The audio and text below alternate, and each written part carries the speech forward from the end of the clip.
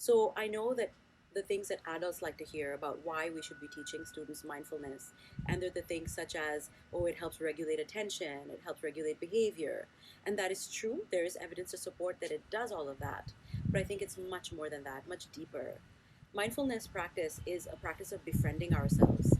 And as human beings, we're all born with this beautiful, pure hearted love and this awareness. And we start to lose it. We start to cover up that part of ourselves as we grow up. And I, as an adult, learned to practice mindfulness, and it has changed my life. It's changed my relationship with myself. It's changed how I respond in situations. It's changed how I am with myself in times of difficulty. And I wish I had learned this when I was a child.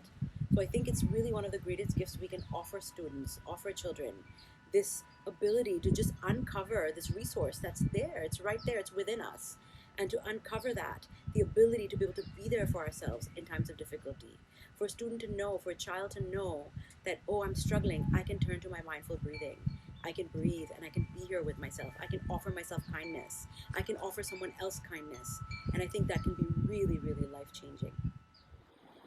So, what mindfulness means to me, or how I've actually seen it impact my life and my children's life, is that I've become more aware of what I'm experiencing in the moment, and as a result, I'm able to be less reactive to those around me in relationship. And the same goes for my children. As I've taught them about becoming more aware of what they're experiencing, they're able to regulate their own emotions well, especially the difficult ones, while also having the room to just allow those experiences to exist, which is precisely why I think schools definitely need this as a basic life tool or a way of living life to be fully present.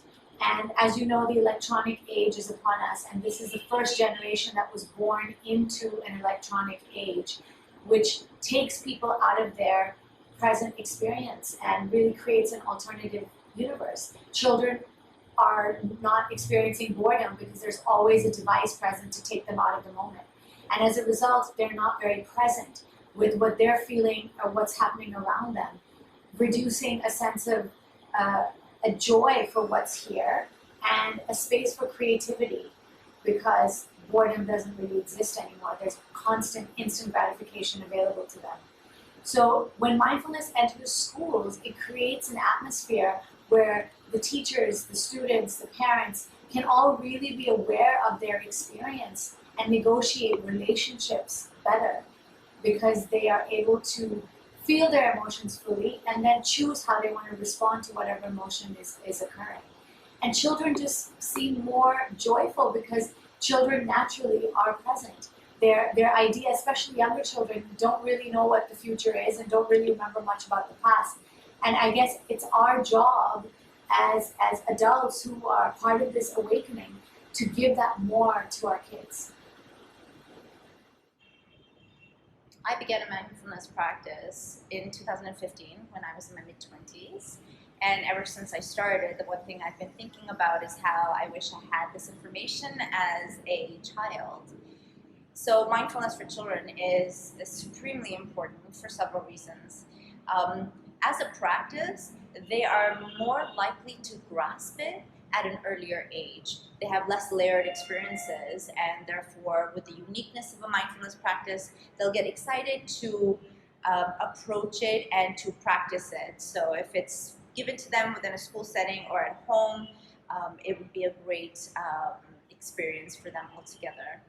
Second of all, with the increasing pressure from school performance and the increasing social interactions that they will have as they move from elementary school all the way through high school, it is important to introduce them to mindfulness so that they're able to then have better reactions and also better management of external stressors like the ones I just named.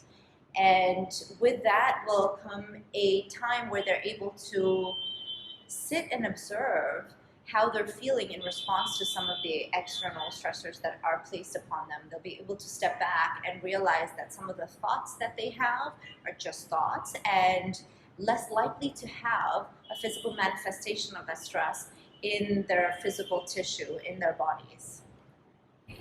So I think now there is this growing research that suggests that as human beings have this need of eating food and sleeping, just like that, we have a fundamental need of to belong and to feel loved and to be acknowledged and to feel joy.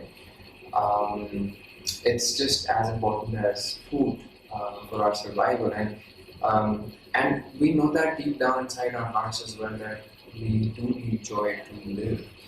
Um, and here's the thing about joy, that joy itself exists in the present moment.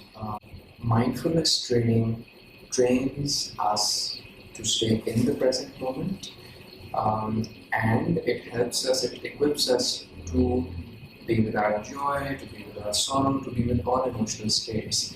And that's why I believe that it's a very important life skill to teach in schools and universities at all levels,